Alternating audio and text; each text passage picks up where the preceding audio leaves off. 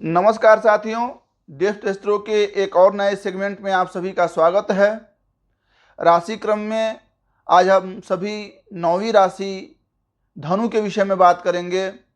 इसके क्या स्वभाव हैं, क्या लक्षण है इसका, यह अंगों में कैसे दिखाई देती है, धनु राशि के जातकों में क्या गुण होते हैं, क्या अवगुण होते हैं, विशेषताएं कैसी पाई जाती हैं इनके अंदर, साथ ही साथ हमारे शरीर में किन अंगों का ये प्रतिनिधित्व करती है और गोचर मंडल में जो 360 डिग्री है उसमें इसका कितना कर्मभाग है। इससे जानने से पहले मैं आप लोगों से पुनः एक आग्रह करूंगा कि यदि इस चैनल के सेगमेंट आप सभी को पसंद आते हों तो कृपया इसे लाइक करें, सब्सक्राइब करें, ज़्यादा से ज़्यादातर लोगों के पास शेयर कर दें। मित्रों, जो 9वीं राशि है, जैसा कि मैंने आप सभी को पहले बताया कि अब हम लोग इक्वेटर से नॉर्थ की तरफ जा रहे हैं और ये इक्वेटर से नॉर्थ जो है ये पृथ्वी का नहीं है, ये सूर्य का है। क्योंकि पृथ्वी तो सूर्य के पथ को फॉलो कर रही है, तो उसके 360 डिग्री में 240 से लेकर के 270 240 टू 270 के बीच में जो है इस राशि का संक्रमण काल होता है। यदि आपके जन्म के समय यह राशि उदित है या सूर्य की सीधी रोशनी या सूर्य और इस राशि के बीच में पृथ्वी आती है तो यह आपकी जन्म राशि या लगन की भी राशि हो सकती है। धनु राशि के विषय में यदि हम जान लें कि इन 30 डिग्री के बीच में, जैसा कि मैंने आप सभी को पहले भी बताया कि 3 नक्षत्र प्रत्येक राशियों में चरण करते हैं और 3 नक्षत्र के 9 चरण मिलकर के, एक नक्षत्र में 4 चरण, तो लगभग 2.25 नक्षत्र जो है एक राशि के अंतर्गत आते हैं। अब इस पूरी राशि में जो नक्षत्रों की संख्या है तो पहला है मूल नक्षत्र के जो चारों चरण हैं वह इस राशि के अंतर्गत आएंगे। उसके बाद दूसरा है पूर्वाषाढ़ा के भी चारों चरण इसमें आ जाएंगे और तीसरा है उत्तराषाढ़ा जिसका केवल एक चरण इसमें आएगा। अब अगर इंग्लिश में देखा जाए तो इसे सेजिटेरियस कहते हैं। सेजिटेरियस क्यों ऐसा कहते हैं मैं उसको भी समझाऊंगा। तो इन 9 राशियों 9 चरणों में यदि देखा जाए तो पहली को आप मूल को छोड़ दें तो उसके बाद जो पूर्वाषाढ़ा और उत्तराषाढ़ा है, इन दोनों ही नक्षत्र हैं वो किस कॉन्स्टेलेशन में आते हैं तो वो है धनुर्धर तारामंडल, जिसके 15 तारे मिलकर के इस पूरी राशि की एक स्वरूप बनाते हैं। जैसे एक पुरुष है, हाथ में वह धनु लिए हुए है, धनुर्धर है, तीर कमान चढ़ाए है, आधा अंग, और बाकी आधा अंग उसका जो है घोड़े का है। मतलब क्या है कि यह राशि लक्ष्य को दर्शाती है। अब जैसी यह राशि है वैसा ही राशि का स्वभाव होगा। यह पृष्ठोदयी है यानी पीछे से यह उदित होती है यह राशि। तो मतलब क्या है कि यह उत्तराषाढ़ा की तरफ से यह उदित होगी, तो जो मूल के लोग हैं, जो मूल नक्षत्रों में पड़ जाते हैं, तो वह मूल का असर इस पे कम ही देखने को मिलता है। अब इनके स्वामियों के माध्यम से यह समझ में आएगा कि किस तरीके से ऐसा होता है। जैसे इस स्वयं की राशि का जो स्वामी है वह गुरु हैं। अब सारे ग्रह लगभग 2-2 राशियों के स्वामी होते हैं, तो इनके स्वामी गुरु हैं। अच्छा, गुरु की अवधि काल ज़्यादा है इसलिए यह राशि भी लगभग 2 घंटे से ज़्यादा ही होती है। एक मतलब लंबा समयावधि इसके पास होता है। तो धनु राशि में जो पहला है मूल नक्षत्र जिसके चारों चरण इसमें आते हैं, उस नक्षत्र के स्वामी केतु होते हैं। दूसरा जो पूर्वाषाढ़ा है उसके स्वामी शुक्र, और तीसरा जो उत्तराषाढ़ा है जिसका एक चरण इस राशि में आता है उसके स्वामी सूर्य होते हैं। तो यदि इस तरीके से देखा जाए तो बृहस्पति, केतु, शुक्र और सूर्य, इन 4 ग्रहों की युति जो है इस पूरी राशि संक्रमण में पड़ता है। जो भी इसका कॉन्स्टेलेशन है इसमें इन 4 ग्रहों का असर देखने को मिलेगा।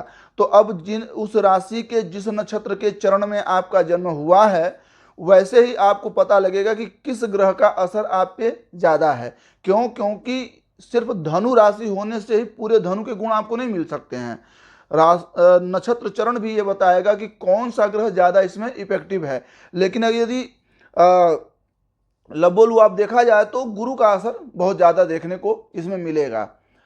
अच्छा, दूसरी बात मैंने जैसा पहले आपसे बताया कि सेजिटेरियस इसे कहते हैं। सेजिटेरियस क्या है? जो हमारी गैलेक्सी है, गैलेक्सी के सेंटर में ब्लैक होल है। अब वो black hole Sagittarius A star उसको नाम दिया गया। वैसे तो बहुत सारे स्टार उसके इर्द गिर्द हैं जिनको ए बी सी डी कहा जाता है, लेकिन उस ब्लैक होल को सेजिटेरियस ए कहा जाता है। मतलब क्या है कि किसी भी चीज को केंद्रित कर लेने की क्षमता इस राशि में होती है। ऐसी राशि के जो जातक हैं आपको कभी खाली बैठे निठल्ले बैठे हुए नहीं दिखाई देंगे। कुछ ना कुछ वह जरूर करते होंगे, कोई ना कोई योजना हमेशा उनके पास होगी। वो खाली कभी नहीं बैठ सकते हैं। क्यों? क्योंकि जो उनका राशि सिंबल है वो हमेशा किसी एक लक्ष्य की तरफ इशारा कर रहा होता कि यह व्यक्ति लक्ष्यवान है, हमेशा लक्ष्य को साधते रहता है। लक्ष्य को साधने की ही दिशा में चूंकि गुरु स्वामी हैं तो ऐसे लोग बड़े चुप होंगे, अपने प्लान को रिवील नहीं करेंगे, कभी उस चीज को जो उजागर नहीं करेंगे ताकि कोई इस जान सके। उनके कर्म होने के बाद कर्मों के फल से ही ये जाना जाता है कि उन्होंने किया क्या है। यह एक बड़ा अच्छा गुण इस राशि में होता है और लक्ष्यवान तो होते ही हैं। अच्छा, अब बात कर लेते हैं कि इनके साथ साथ जो अन्य ग्रह हैं जिनके नक्षत्र चरण इसमें आते हैं। तो देखिए केतु। अब बृहस्पति व्यक्ति को सद्बुद्धि देता है, धार्मिक बनाता है। वह स्वयं में खुद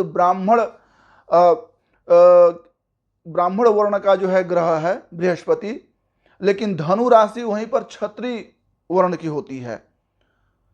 और धनु राशि को मतलब द्विचर माना जाता है, दुस्वभावी होती है। वह जल में भी होती है, स्थल में भी होती है, मतलब दोनों जगहों पर उसका असर देखने को मिलता है। उभयचर आप इसे कह सकते हैं। तो इसके राशि स्वामी गुरु का ब्राह्मण गुण है, लेकिन स्वयं राशि का क्षत्रिय गुण है। तो दो कंट्राडिक्शन तो यहाँ पर पहले ही आपको मिल गए। अब जो पहला इसका नक्षत्रपात है मूल के स्वामी केतु हैं। और केतु और बृहस्पति की युति जो है कभी भी अच्छी नहीं मानी जाती, क्योंकि ये दोनों दो पोल वाले हैं, एक नॉर्थ का है तो दूसरा साउथ पोल वाले चीजें हैं। इसके आगे जो शुक्र हैं, शुक्र भी ब्राह्मण ग्रंथ हैं, ब्राह्मण वर्ण के ग्रह हैं।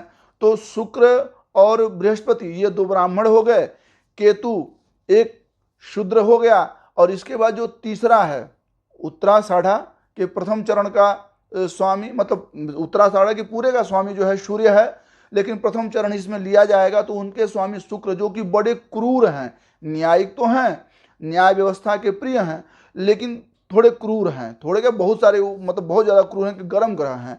अब इन सबको एक साथ मिला दीजिए, इन सबके स्वभाव को मिला दीजिए, और जो स्वभाव बाहर निकल के आता है वही धनु राशि का स्वभाव होता है। कहने का मतलब क्या है कि नक्षत्र चरण या नक्षत्र जो इसमें बलवान हो गया है, उसके जो भी स्वामी इसमें बलवान होंगे, आपको वैसा है स्वभाव इनका देखने का मिलेगा। कई बार क्या होता है, यह लक्ष्य साधक होते हैं, बड़े कर्मठी होते हैं, लेकिन लगभग सभी धनु वाले के अंदर एक गुण पाया जाता है, या इसे गुण अवगुण आप चाहे जो भी नाम दें, वो अपनी विद्या को, विद्या इनके पास बड़ी अच्छी होती है क्योंकि बृहस्पति है, लेकिन ये अपनी विद्या को कभी किसी को देना नहीं चाहते हैं।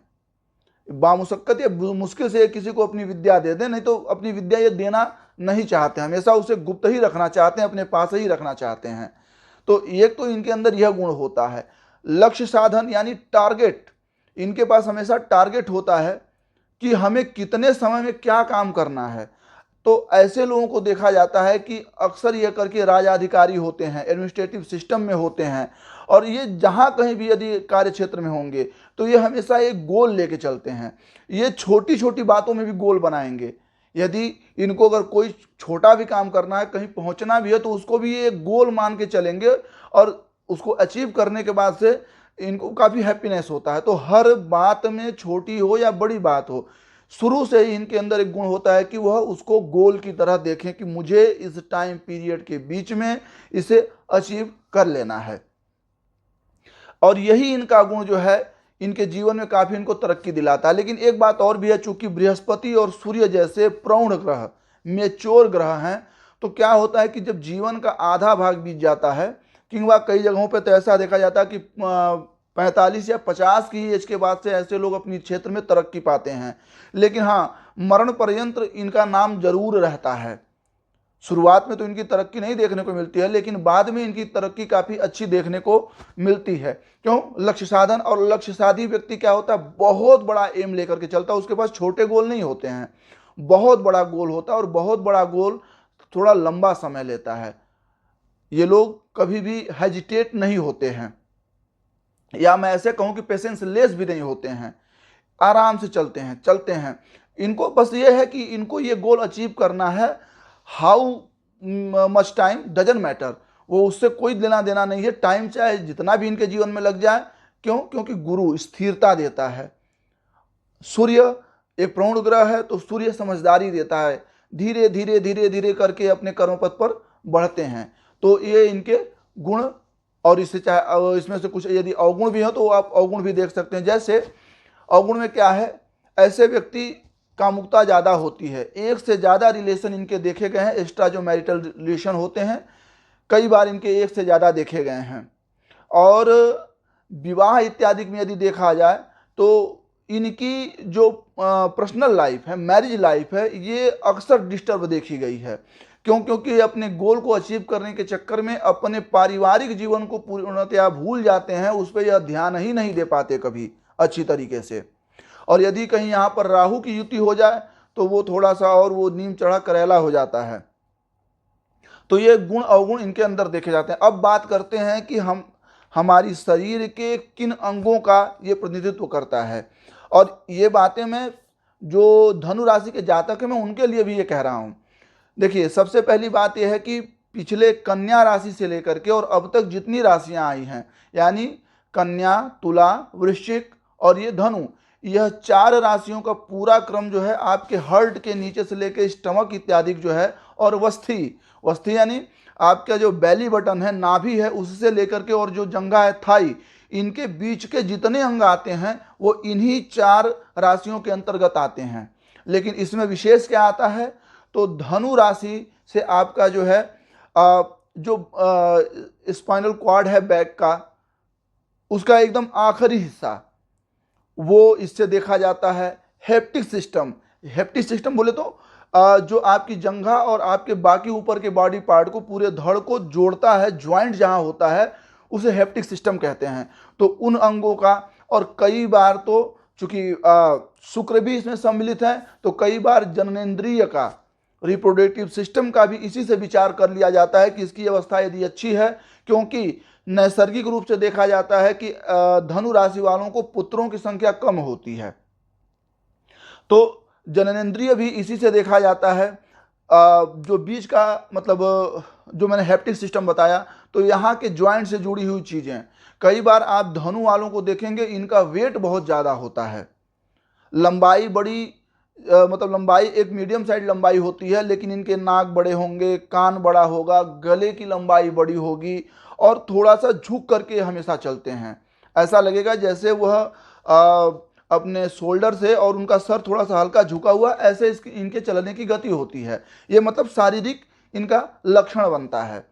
लेकिन प्रतिनिधित्व जो करती है वही हेप्टिक सिस्टम का करती है, कि वहाँ के ज्वाइंट में यदि पेन हो, आपको वेट आपका बढ़ जाए, कमर दर्द होने लगे, स्पाइनल कॉर्ड में दिक्कत आपको आ जाए, तो इन सब का कारण अगर कोई होता है तो वह धनु राशि होती है।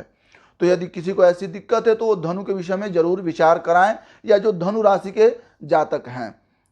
अच्छा, अब बात कर लेते हैं कि इनके उपाय क्या हैं। तो देखिए, सबसे पहले जैसा कि मैं शुरू से रिवील करते आ रहा हूं कि नक्षत्र के चरणों को भी देखना बहुत आवश्यक है, जिससे यह पता चल सके कि उस नक्षत्र का स्वामी कौन है और उस स्वामी की अवस्था यानी ताकत कितनी है आपकी कुंडली में।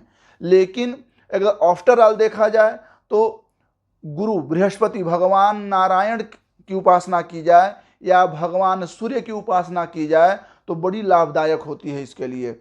गुरु के वैदिक अथवा लौकिक मंत्रों का जप भी इसके लिए लाभकारी होता है। यदि कोई रत्न पहनना चाहे, जैसे आपका लग्नेश यानी फर्स्ट हाउस का स्वामी, दशमेश यानी 10th हाउस का स्वामी, या भाग्येश यानी 9th हाउस का स्वामी, इसमें से कहीं की भी अगर यह स्वामित्व करती हो और गुरु अच्छी जगहों पर बैठे हुए हों तो ऐसे लोग फिर इनके लिए पुखराज रत्न भी धारण कर सकते हैं।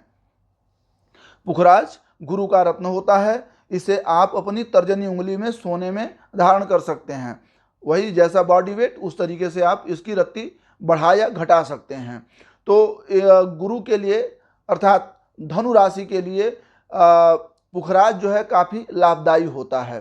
साथ ही साथ जैसा कि मैंने अनुष्ठानिक भी आपको बता दिया कि गुरु का लौकिक अथवा वैदिक मंत्रों का जप करें या फिर भगवान सूर्य की आराधना करें। कई बार भगवान शिव को भी इसमें इंक्लूड किया जाता है, क्योंकि शुक्र और सूर्य दोनों की युति है, तो शिव की भी उपासना।